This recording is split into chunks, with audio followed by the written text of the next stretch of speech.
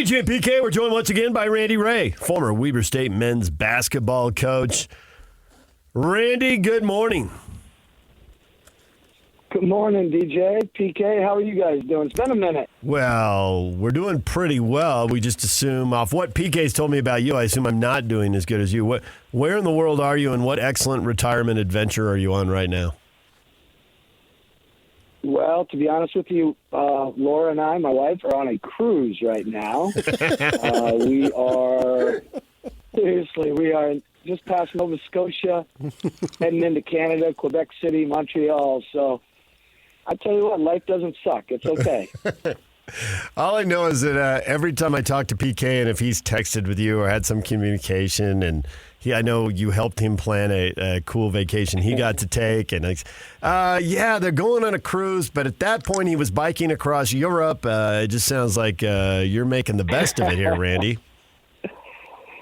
Yeah, you know what, we're trying. We did go on a biking tour across Europe last month or so. So, yeah, we're really enjoying it. We love this area down here. PK, it's great, isn't it? Yeah, it was a lot of fun. Absolutely, man. Look forward to going back again someday. Yeah, a lot of golf. It's been a lot of fun. So, but we've been doing a lot of traveling and enjoying the good weather. And so, yeah, it's been good. It's been really happy down here. Well, now you're going to have to travel to some NBA arenas with the Oklahoma City Thunder to watch Dillon Jones. I don't know where you were as far as that, but that was a pleasant surprise to see him go in the first round. Yeah, no, it really was. And, I can't wait to get to see him, which obviously we're going to go watch him play. But it was a little bit of a surprise. Just, you follow the mock drafts and all that stuff, and I was in communication with Dillon, along the way a little bit. And his gut feeling was when all the workouts were done, he was thinking, best case scenario, very late first round, maybe more like early or the first 10 picks in the second round. So when it came up last night, I was just tickled to death for him. And, it's a big difference, as you know, getting picked in the first round compared to the second round financially. And so now we get some guaranteed money, and he can get to work and be assured that he's at least going to be on the roster for, a couple of years, which it'll lead to a lot more knowing that kid. He's a wonderful kid. He's got a great future, and he's got that it factor that everybody's looking for, and I guarantee you he's got it. And so I can see great things coming from Dillon. He's going to do great. At what point when you're recruiting him does it occur to you what his ceiling could be? And is his ceiling what it's turned out to be as of right now? I mean, obviously he can write more of the story here in the pros, but did you see him as an NBA guy, as a draft pick at any point? And if so, what point? To be honest with you, when we first got him, I didn't know that. I knew that we were getting a kid that, the kid that fit us and our culture, which was extremely high character, tremendous work ethic, very unselfish. He's just I knew right away he's a winning player. And like I mentioned, he had that it factor. I knew that. I didn't know, how far that would take him or how good he would get. I would say after his second year, and he had, we had some ups and downs those first 2 years. Dillon had to grow up. He had to mature. He had to, he put so much pressure on himself that he would mentally get kind of out of whack for the first year and even part of the second year. And but then you could see parts of that season, his second year, where I was like, holy cow. I mean, this kid's got a chance to do something special. And then, then you just see him, his third year, he started to really mature mentally and became a tremendous leader. And then he carried that into his last year. And after his third year, there was no doubt in my mind that he was going to get a chance to play in the NBA, and just didn't know what, first round, second round, what would happen or how he'd get there, but he was going to get there. So incredible worker, just an incredible worker. And like I said, great teammate, and turned out to be just, one of the better leaders that Weber State's ever had. As far as the talents that he brings to the NBA, he's got the great body, and he's bulky and all that stuff, so everybody can get stronger and all that stuff, but I think he, as a 4-year player, he goes into that already having that established as a good foundation. Do you see him having one skill over another? When you watch him play, it looks like he's more of an all-around player. What do you think? Yeah, no, that's exactly right, PK. He has changed his body. He's tightened it up, but he's extremely strong and he's extremely durable. The kid's never been hurt a day in his life. So he's got a ready-made NBA body from that standpoint. But the thing that always stood out to me about him, he is an all-around guy. I always compared him to a Draymond Green type of player, kind of positionless. You're not sure where to play him, but you got to play him because he just has such a big effect in every area of the game. But the number one thing that I think he has his strength is his feel for the game is off the charts. He sees the game, way above and way beyond what a player of his age saw it. His skill level is tremendous, but he just has that sense, that court sense and court awareness out there that's why he can, have an effect in every area of the game. He knows as a rebounder, he's a tremendous rebounder. He just knows where the ball's coming, and he gets there before anybody else. And he sees the floor. He's a tremendous passer. He sees the floor, and he sees the play, like two passes ahead of when most people see the play. And then he's got just absolutely tremendous hands. And when you throw that all in, it's not like, one thing sticks out. It's like you said, he's an all-around guy and defensively. He's a tremendous defender just because his instincts are just off the charts. He sees things happening before they happen. But that's what I kind of saw him as, a Draymond Green, just, kind of a jack of all trades, master in none, but really good in everything. I feel like you probably know where you're going to go with half of the next answer. When I hear people be critical of him, how does he play off the ball, and is he going to shoot the three very well, okay, poorly at the NBA level? What do you think about those two things? If he's standing on the weak side because he doesn't get to have the ball in his hands like he did at Weber State, how does that work out? He'll be fine there. That's probably the thing he improved the most since when we first got him was his three-point shooting. I mean, he had a hitch in his shot when he first got there, and it was to be honest with you, it was a little bit ugly. And then, for at least the 2 years that I was there, every day we had him working, trying to get rid of that hitch, release the shot with smoother release. And he improved every year. He's going to be able to shoot the three. He'll be able to make it. He's making it now. I know his percentages went down a little bit this year, but I think he had more attempts. And I think with the team, he had to probably force a few more shots than normal. But he can play off the ball. He can make corner threes, which is always big in that league.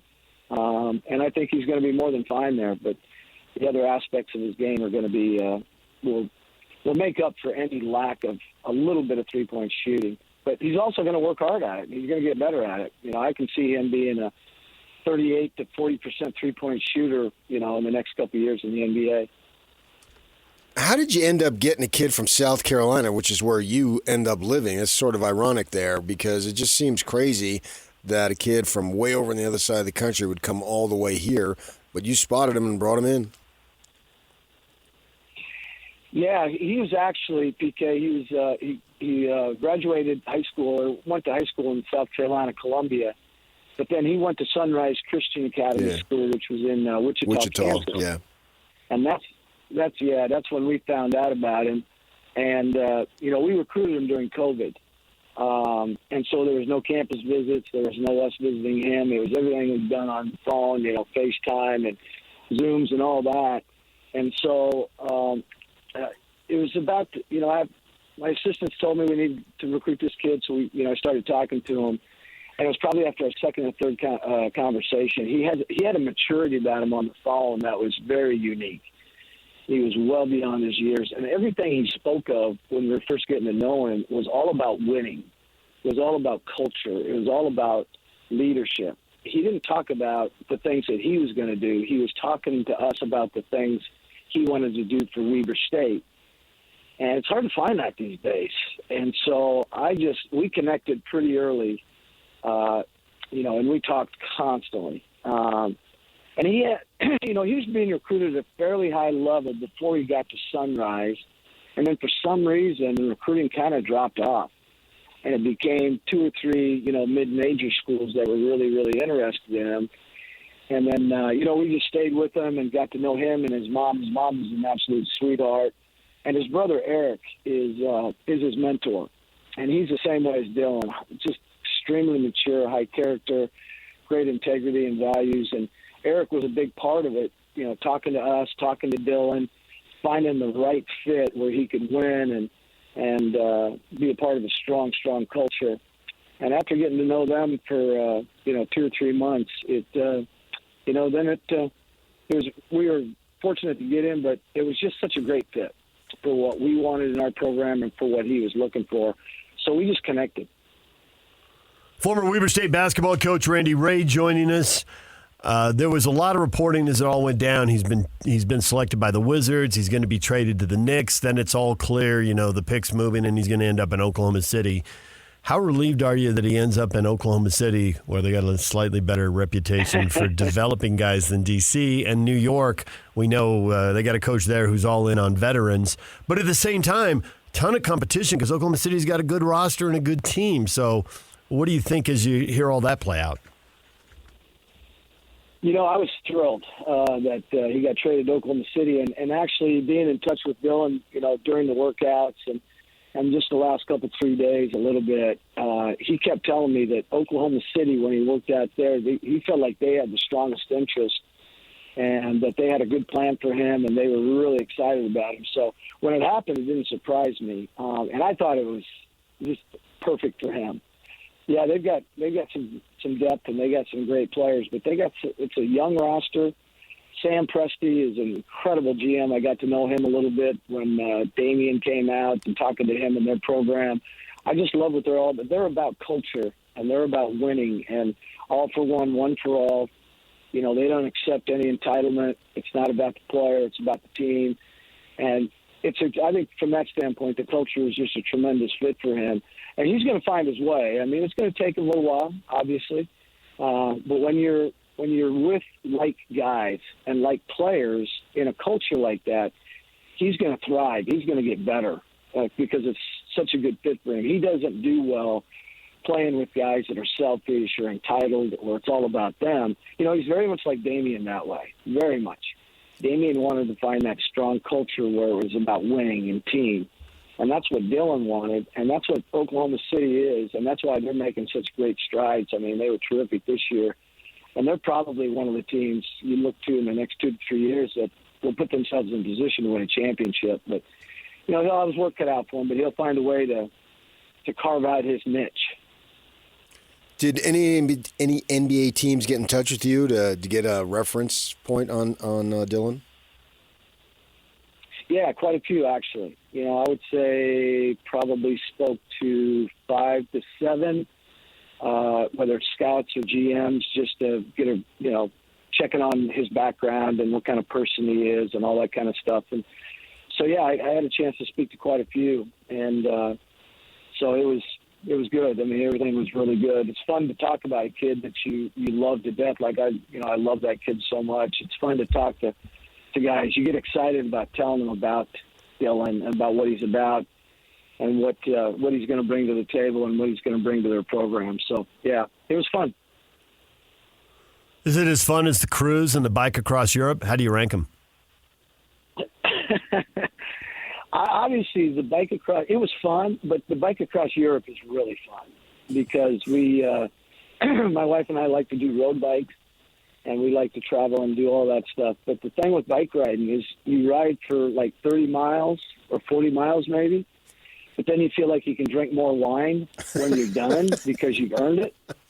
And that's what my strength really is. I play to my strengths, and I like to drink wine. And so, that was probably the number one. I would say the cruise is a little bit farther behind that, but we're still having a good time.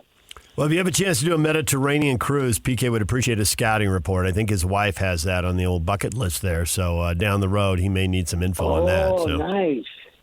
Yeah. Nice. Well, PK, if you do that in the next 2 to 3 years, give me a call, and I need a scouting report on that one. Because I was thinking about the same thing. All right.